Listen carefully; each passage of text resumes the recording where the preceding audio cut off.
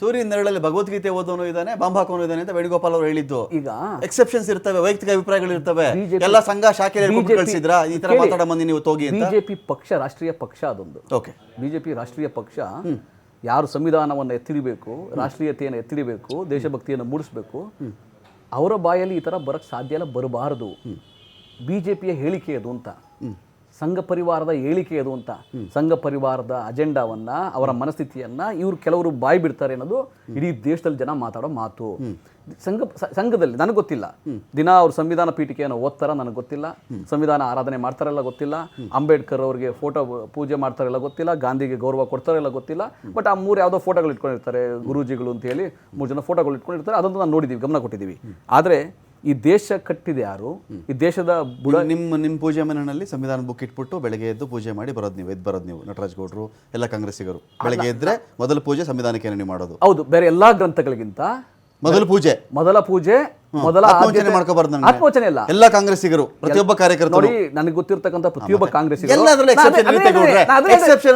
RSS ಅಲ್ಲೂ ಇದೆ, ಕಾಂಗ್ರೆಸ್ ಅಲ್ಲೂ ಇದೆ. ನಾನು ಹೇಳ್ತೀನಿ, ಬೆಳಿಗ್ಗೆ ನೀವು ಸಂವಿಧಾನಕ್ಕೆ ಪೂಜೆ ಮಾಡಿ ಆಮೇಲೆ ಬೇರೆ ದೇವರಿಗೆಲ್ಲ ಪೂಜೆ. 1947 ಮುಂಚೆ ನಿಮ್ಮ ಧರ್ಮ ಗ್ರಂಥ ಯಾವುದು ಅಂದ್ರೆ ಯಾರೇನೋ ಹೇಳ್ಬೋದೇನೋ. ಓಕೆ, ಇವತ್ತು ಕೂಡ ಈ ದೇಶದ ಧರ್ಮ ಗ್ರಂಥ, ಈ ದೇಶದ ಪ್ರತಿಯೊಬ್ಬ ಭಾರತೀಯನ ಧರ್ಮ ಗ್ರಂಥ ಸಂವಿಧಾನ.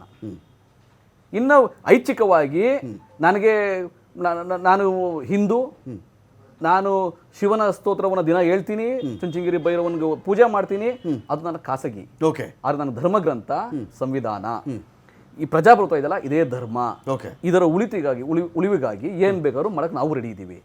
ಆದರೆ ಈ ಧರ್ಮಾಂಧತೆ ಇದೆಯಲ್ಲ, ಮೂಲಭೂತವಾದ ಇದೆಯಲ್ಲ, ಈ ಸಾವಿರಾರು ವರ್ಷಗಳಿಂದ ಬಂದಂತಹ ಶ್ರೇಣೀಕೃತ ವರ್ಗ, ಸಾರ್ವಜನಿಕ ಸ್ಥಳ ಮತ್ತು RSS ಪಥಸಂಚಲನ ಏನಾದರೂ ಡಿಸ್ಟರ್ಬೆನ್ಸ್ ಇದೆಯಾ?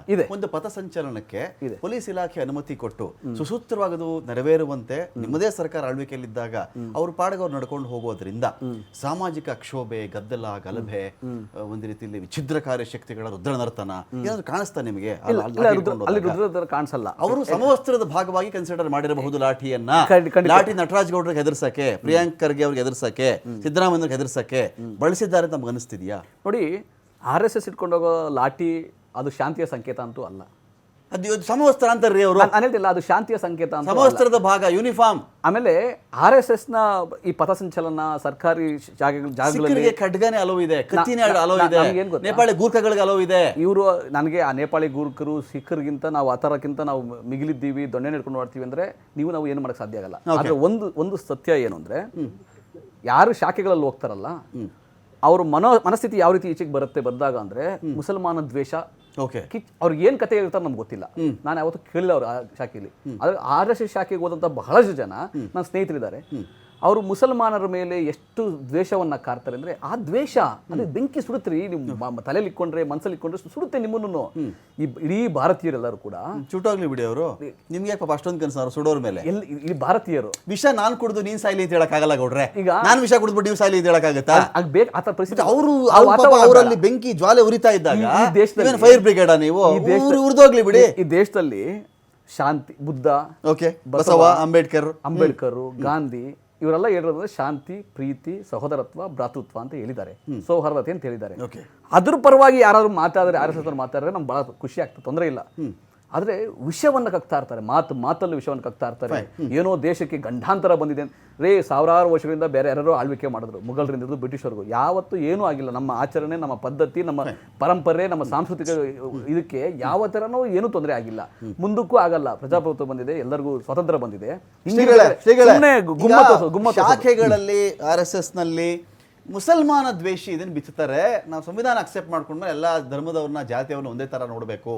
ಈಗ ಉರಿತಾ ಇರ್ತಾರೆ ಅವರು, ಆಚೆ ಬಂದ ತಕ್ಷಣ ಹಪಹಪಿಸ್ತಾ ಇರ್ತಾರೆ ಅನ್ನೋ ರೀತಿ ನಟರಾಜ್ ಗೌಡ್ರು ಮಾತಾಡ್ತಿರೋದು. ಇದು ನಿಜವೇ? ಮುಸಲ್ಮಾನರ ಕಂಡ್ರೆ RSS ಇಲ್ವಾ? Straight question. RSS ಮುಸಲ್ಮಾನ ಪ್ರೇಮಿಯೇ ದ್ವೇಷಿಯೇ? ಸಂಘದಲ್ಲೇ ಮುಸಲ್ಮಾನರ ಒಂದು ಮಂಚಿದೆ, ಸ್ವದೇಶಿ ಜಾಗರಣ ಮಂಚ್. ಅಲ್ಲಿ ಎಲ್ಲ ಮುಸಲ್ಮಾನರು ಇದ್ದಾರೆ. ಒಬ್ಬರು ಮೌಲಾನಾ ಇದ್ದಾರೆ. ಆ ಮೌಲಾನಾ ಆಮೇಲೆ ಇನ್ನೊಬ್ರು ವಕ್ತಾರರು ಇದ್ದಾರೆ ಸೈಯದ್ ಅಕ್ಬರ್, ಅವ್ರು ಡೆಲ್ಲಿಯಲ್ಲಿ ಇರ್ತಾರೆ, ಅವ್ರು ಮಾತಾಡ್ತಾರೆ. ಅವರು ಚುನಾವಣೆಯ ಸಂದರ್ಭದಲ್ಲಿ ನೀವೆಲ್ಲರೂ ಬಿಜೆಪಿಗೆ ಓಟ್ ಹಾಕಿ ಅಂತ ಹೇಳಿದ್ದಾರೆ. ನಟರಾಜ್ ಗೌಡರು ಕೇಳಿದ್ದಾರೆ ಇಲ್ವೋ ಗೊತ್ತಿಲ್ಲ, ಅದು ರಾಜಕೀಯ ವಿಷಯ, ಅದು ಬದಿಗಿಡೋಣ. ಆದ್ರೆ ತಾವು ಕೇಳಿದ ಪ್ರಶ್ನೆಯ ಪ್ರಕಾರ 100ರಲ್ಲಿ 60% ಮುಸಲ್ಮಾನರು ಬಿಜೆಪಿ ಇದ್ರ ಸಂಘದ ಜೊತೆಗೆ ಇದ್ದಾರೆ. ಸಂಘದಲ್ಲಿ ಒಂದು ಏನು ಸ್ವದೇಶಿ ಜಾಗರಣ ಮಂಚ ಏನಿದೆಯಲ್ಲ ಅದ್ರೊಳಗೆ ಎಲ್ಲ ಮುಸಲ್ಮಾನರೇ ಇದ್ದಾರೆ. ರಿಜಿಸ್ಟರ್ ಮಾಡ್ಕೊಂಡು ನೋಂದಣಿ ಆಗಿದ್ದಾರಾ? ಸದಸ್ಯತ್ವ ನೋಂದಣಿ ಆಗಿದ್ಯಾ? ಯಾಕಂದ್ರೆ RSS ರಿಜಿಸ್ಟರ್ ಆಗಿಲ್ಲ ಅಂತ ಇವ್ರು ಮಾತಾಡೋದು.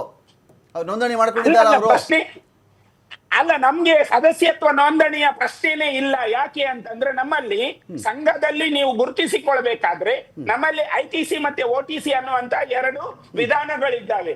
ಆ ವಿಧಾನಗಳನ್ನ ನಾವು ಅನುಸರಿಸಿಕೊಳ್ಳೋದು ಎಲ್ಲ ಉಚಿತವಾಗಿ. ನಮ್ಗೆ ₹1 ಖರ್ಚಿಲ್ಲ. ನಾವು ₹1 ಖರ್ಚು ಮಾಡಿ ಸಂಘದೊಳಗೆ ಹೋಗೋದಲ್ಲ.